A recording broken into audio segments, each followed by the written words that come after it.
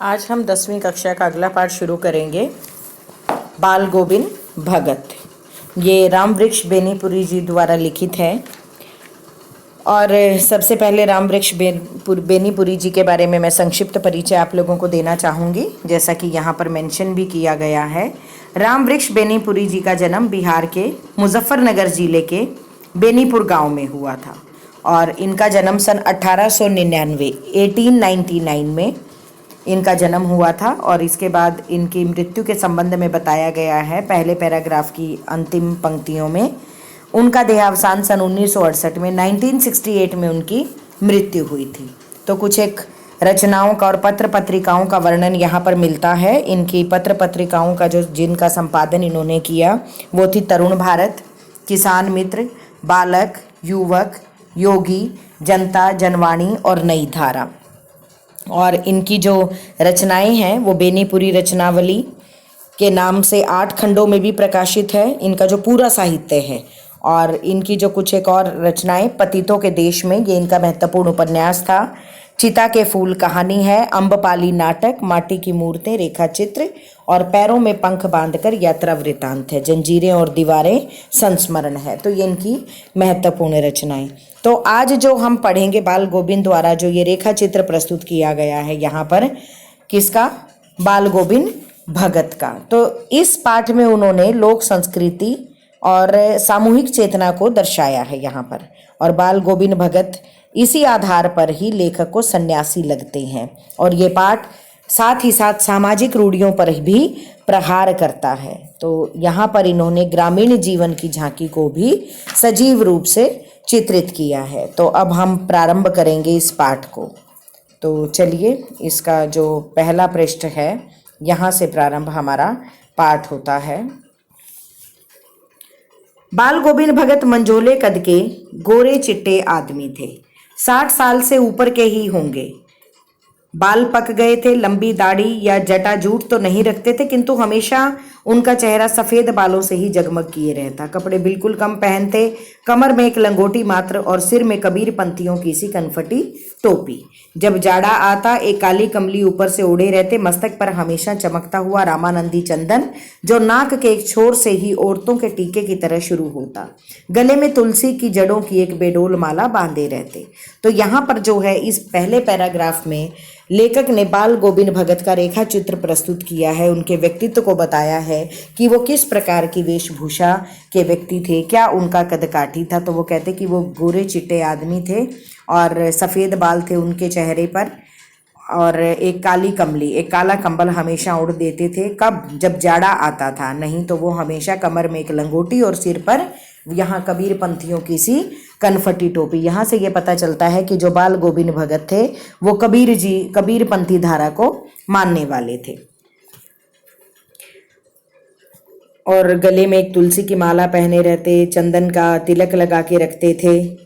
जैसे कि औरतों का टीका शुरू होता है, ठीक उसी प्रकार ऊपर की तस्वीर से यह नहीं माना जाए कि बाल गोविंद भगत साधु थे। जी हाँ, यहाँ अक्सर साधु इस प्रकार का वाना रखते हैं। तो यहाँ पर लेखक ने यह भी स्पष्ट कर दिया है कि ऊपर के जो उनका व्यक्तित्व का यहाँ पर को दर्शाया गया है उसको देखकर ये कतई नहीं मान लेना कि वो एक साधु थे। नहीं, बिल्कुल गृहस्थ। उनकी गृहिणी की तो मुझे याद नहीं, उनके बेटे और पतोहू को तो मैंने देखा था। थोड़ी खेती बाड़ी भी थी, एक अच्छा साफ सुथरा मकान भी था। तो यहाँ पर बताया है कि नहीं, वो गृहस्थ आश्रम में वो प्रवेश कर चुके थे, अर्थात एक गृहस्थी थे। उनका पुत्र भी था, उनकी पुत्र वधू भी थी, उनकी गृहिणी की मृत्यु हो चुकी थी। वो खेती बाड़ी करते थे और एक अच्छा साफ सुथरा उनके पास मकान भी था, किंतु खेती बाड़ी करते, परिवार रखते थे। बाल गोविंद भगत साधु थे, साधु की सब परिभाषाओं में खरे उतरने वाले।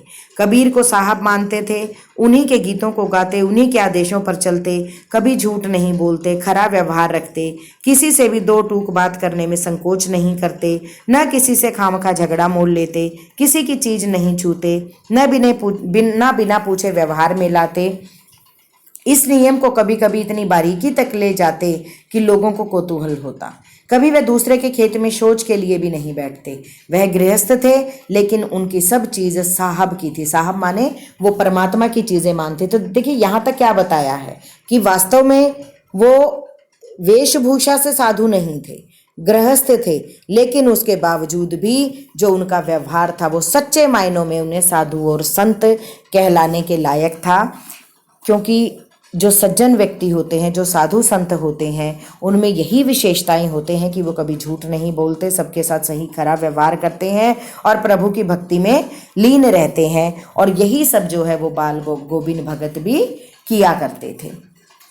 कभी किसी की चीज़ को बिना पूछे हाथ नहीं लगाते थे। यहाँ तक कि अक्सर आपने देखा होगा, लोग सोचते हैं कि शौच के लिए जाना है तो अपनी चीज़ को गंदा ना करें, किसी दूसरे के यहाँ चले जाएं, तो वो कहते हैं। लेकिन बाल गोविंद भगत तो ऐसा भी नहीं करते थे और अपनी हर चीज़ को भगवान की देन मानते थे, साहब की देन मानते थे। और उनके लिए साहब थे कबीर जी। जो कुछ खेत में पैदा होता सिर पर लाद कर पहले उसे साहब के दरबार में ले जाते, जो उनके घर से 4 कोस दूर पर था। एक कबीर पंथी मठ से मतलब वह दरबार में भेंट रूप रख लिया जाकर प्रसाद के रूप में जो उन्हें मिलता उसे घर लाते और उसी से गुजर चलाते। जी हाँ, साहब जो कबीर पंथी मठ, पहले ही बताया कि वो कबीर पंथी धारा के पक्षधर थे, कबीर जी को मानने वाले थे कि जो भी उनके खेत में होता अनाज वो सबसे पहले उसे चढ़ाने के लिए उस मठ में जाते और प्रसाद स्वरूप जो उन्हें वापस मिलता था उसी को अपने घर ले आते थे और उसी से गुजर बसर किया करते थे। इन सब के ऊपर मैं तो मंत्रमुग्ध था, ये लेखक कहते हैं, उनके मधुर गान पर जो सदा सर्वदा ही सुनने को मिलते। कबीर के वे सीधे साधे पद जो उनके कंठ से निकलकर सजीव हो उठते। जी हाँ, वो कहते मैं तो मंत्रमुग्ध था ही, लेकिन अब वो आगे क्या बता रहे हैं कि वो हमेशा ही उनके कंठ से, मधुर कंठ से कबीर जी के पद निकला करते थे। वे कबीर के ही भजन गाया करते थे। आषाढ़ की रिमझिम है। जी हाँ, आपको मैं बता दूं, आषाढ़ जो है वो देसी महीना है, जिसे हम लोग, जो बरसात का महीना होता है वो सावन और आषाढ़, तो यहाँ पर वो आषाढ़ के महीने की बात की गई है जिस समय में धान की रोपाई की जाती है। बारिश का मौसम है ये। आषाढ़ की रिमझिम, समूचा गांव खेतों में उतर पड़ा है, कहीं हल चल रहे हैं, कहीं रोपनी हो रही है, धान के पानी भरे खेतों में बच्चे उछल रहे हैं, औरतें कलेवा लेकर मेड़ पर बैठी हैं। कलेवा होता है खाने की सामग्री लेकर, कि वहाँ पर बच्चे उछल कूद रहे हैं, पानी धान की रोपाई लोग कर रहे हैं, पानी की बारिश की पानी जो है वो छप छपा कर बच्चे वहाँ पर बैठे हैं, खेल कूद कर रहे हैं। आसमान बादलों से घिरा है, धूप का नाम नहीं, ठंडी पुरवाई चल रही है। ऐसे ही समय में आपके कानों में एक स्वर तरंग झंकार सी कर उठी। यह क्या है, यह कौन है, यह पूछना न पड़ेगा। जी हाँ, वो कहते हैं कि जब ये सारे काम हो रहे थे तो उसी समय एक मधुर स्वर की आवाज़ हमारे कानों में गुड़ती है, चलती है, पड़ती है।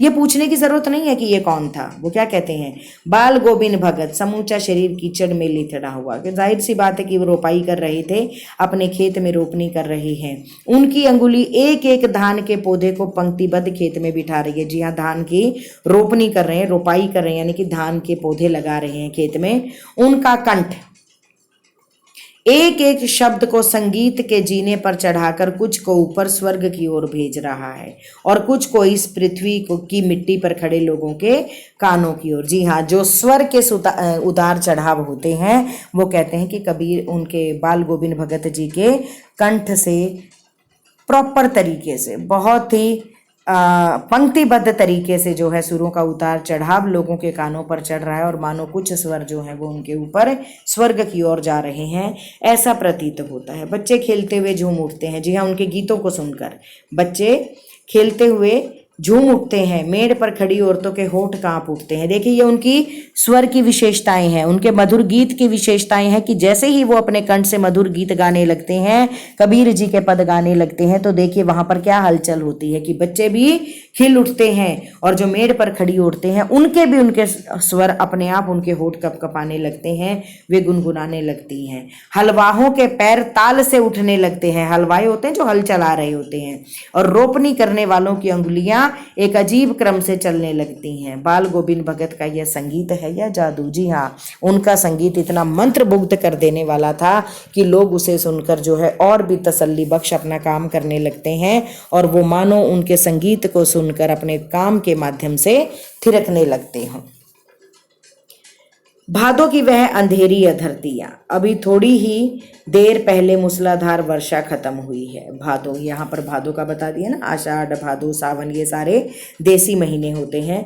बादलों की गरज, बिजली की तड़प में आपने कुछ नहीं सुना हो, किंतु अब झिल्ली की झंकार या दादुरों की टरटर बाल गोविंद भगत के संगीत को अपने कोलाहल में डुबो नहीं सकती। जी हाँ, जब बारिश का मौसम होता है तो आपने देखा होगा कि दादुर मेंढक जो हैं या झिल्लियाँ जो होती हैं वो मेंढक टटराने लगते हैं, झिल्लियाँ जो हैं वो झिंगुर अपनी ध्वनि निकालने लगते हैं।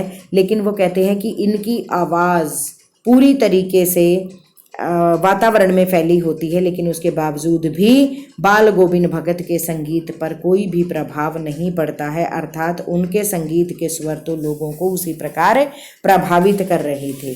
उनकी खंजड़ी डिमक डिमक बज रही थी। खंजड़ी जो हाथ में एक बजाने का यंत्र है उसको खंजड़ी कहा गया। और वे गा रहे हैं, गोदी में पियवा चमक उठे सकिया चिहक उठे ना। हाँ, पिया तो गोद में ही है, किंतु वह समझती है वह अकेली है, वह चमक उठती है, चिहक उठती है।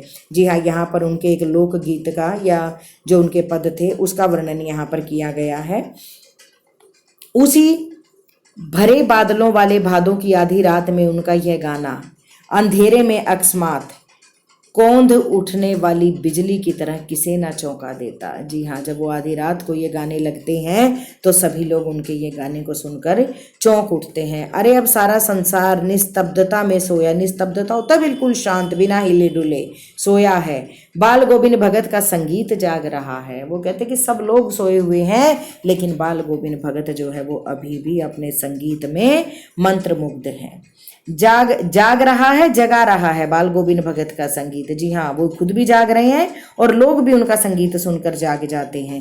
तेरी गठरी में लागा चोर मुसाफिर जाग जरा, ये गीत गा रहे थे। कार्तिक आया नहीं कि बाल गोविंद भगत की प्रभातियाँ शुरू हुई। आपने भी अपने चारों तरफ देखा होगा, आपकी माताएं बहनें जो हैं कार्तिक मास जब आता है तो प्रभात फेरियों को वो प्रारंभ कर देती हैं, प्रभात फेरियाँ करने लगती हैं, सुबह प्रभु के भजन गाने लगती हैं। कार्तिक मास आते ही बाल गोविंद भगत का भी जो है ये नियम था, उनका रूटीन था कि वो प्रभाती शुरू कर देते थे जो फागुन तक चला करती। और फागुन मास तक, कार्तिक माह से शुरू होकर फागुन मास तक वो प्रभातियाँ चलती थी। और इन दिनों में वो क्या करते थे, इन दिनों वो सवेरे ही उठते, न जाने किस वक्त जग कर वह नदी स्नान को जाते, गांव से 2 मील दूर।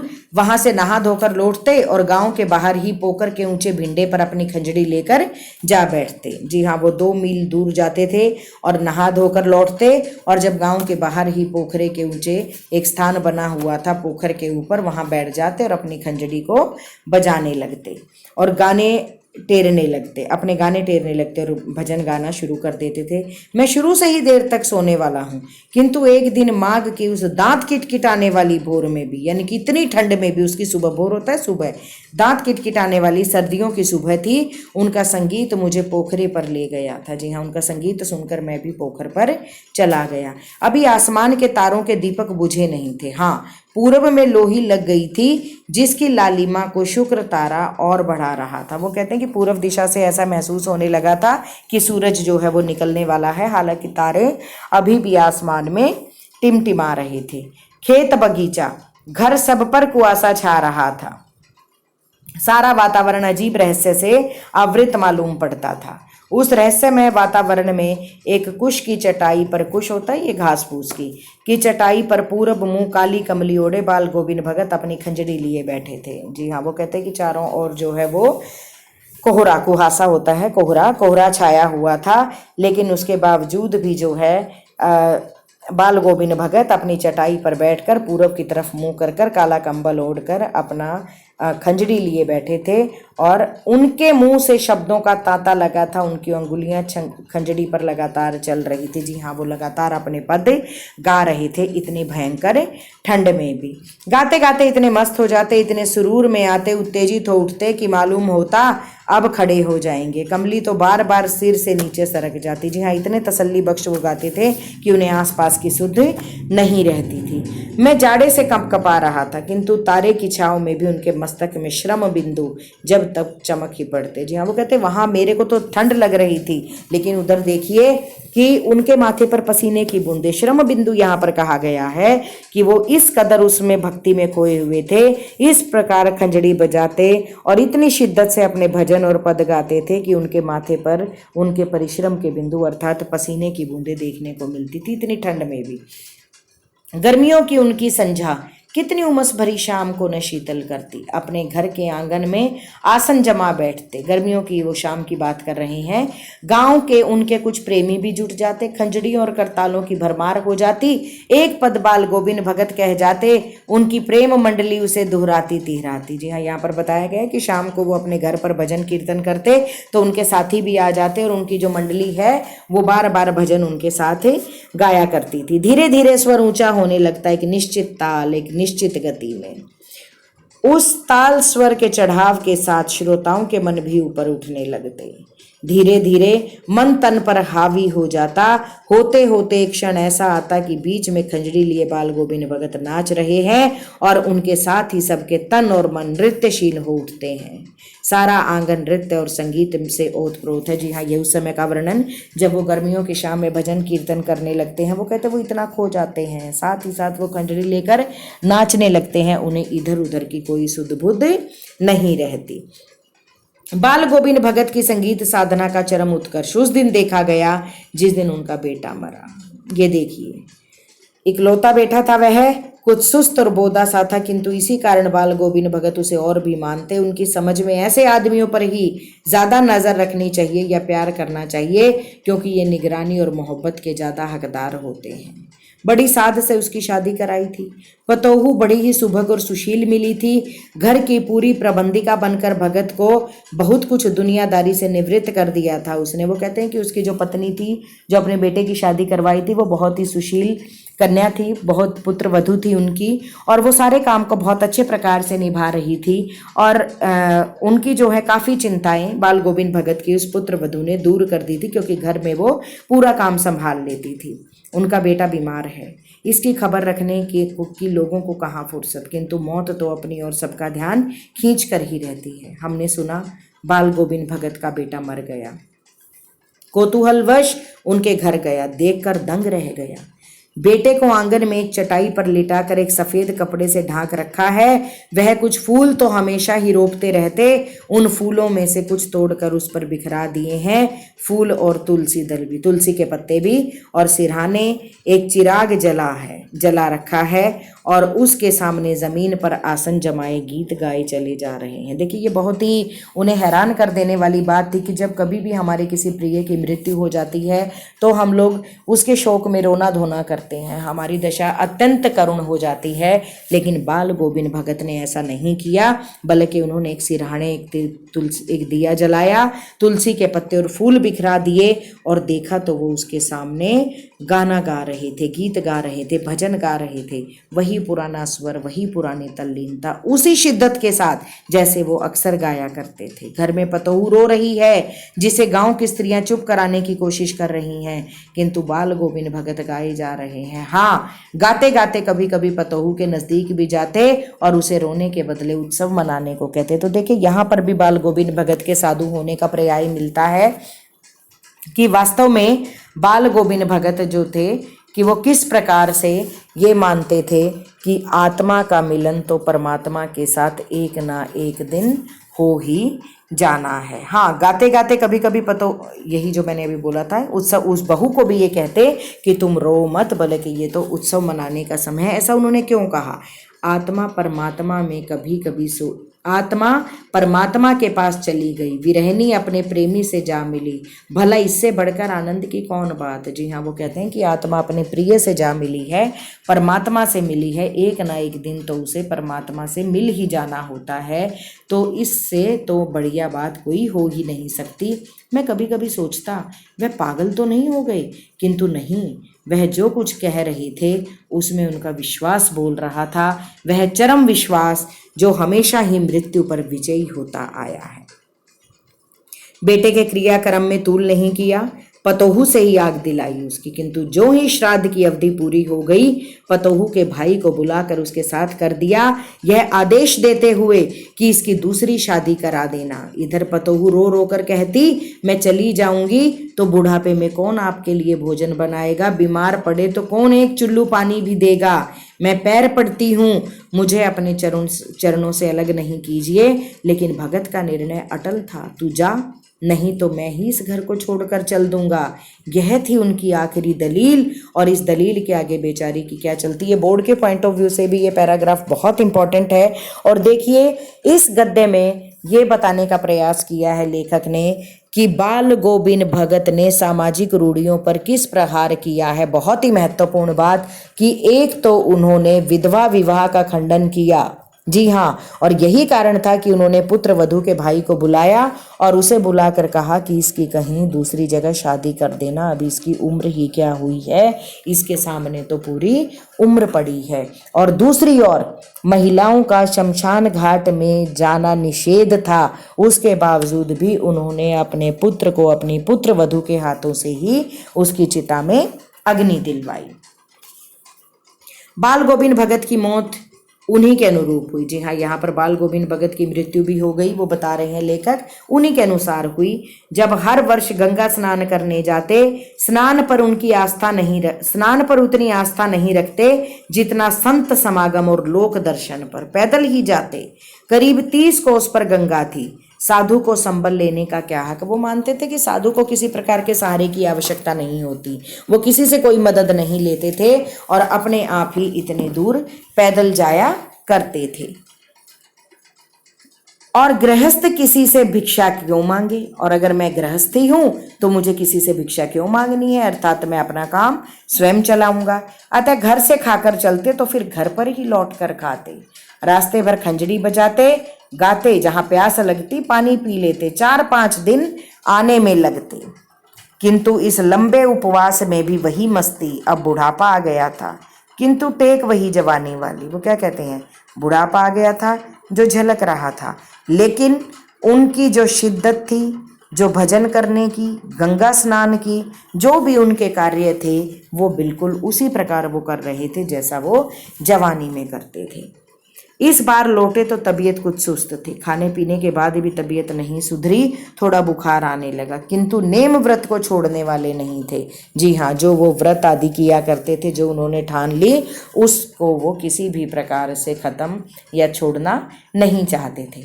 वही दोनों जून गीत, दोनों जून यहाँ पर दोनों वक्त की बात की गई है, सुबह और शाम, दोनों जून गीत गाते थे, दोनों समय स्नान ध्यान करते थे और साथ ही साथ खेती बाड़ी भी देखते थे। दिन छिजने लगे, यानी कि बीतने लगे। लोगों ने नहाने धोने से मना किया, आराम करने को कहा, किंतु हंसकर टाल देते। उस दिन भी संध्या में गीत गाए, किंतु मालूम होता जैसे तागा टूट गया हो, माला का एक एक दाना बिखरा हुआ हो। जी हाँ, भजन तो गा रहे थे, लेकिन एहसास हो रहा था कि वो बात, वो स्वर नहीं निकल रहा।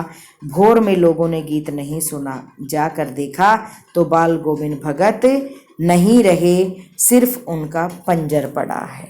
तो अंत में जब लोगों ने जाकर देखा तो केवल और केवल उनका शरीर वहाँ पर था, उनकी आत्मा तो परमात्मा से जा मिली थी, अर्थात बाल गोविंद भगत जी की मृत्यु हो चुकी थी। तो देखिए, यहाँ पर बहुत ही इस पाठ में मुख्यतः उन्होंने सामाजिक रूढ़ियों पर भी प्रहार किया है और वास्तव में सच्चे मायनों में वो साधु थे। इसके संबंध में भी बताया है कि ये ज़रूरी नहीं होता कि हम माथे पर तिलक लगा लें, भगवा वस्त्र पहन लेने से और हाथ में माला जपने से कोई साधु नहीं होता, बल्कि उसके लिए जो साधु के सम्मान सज्जनों की भांति जो कर्म करता है, वास्तव में कर्मों के अनुसार ही व्यक्ति साधु कहलाने के लायक होता है। ये पाठ की अभी जो हमने किया यहीं तक, और इसके बाद हम लोग इसके प्रश्न उत्तरों के साथ आगे बढ़ेंगे। धन्यवाद।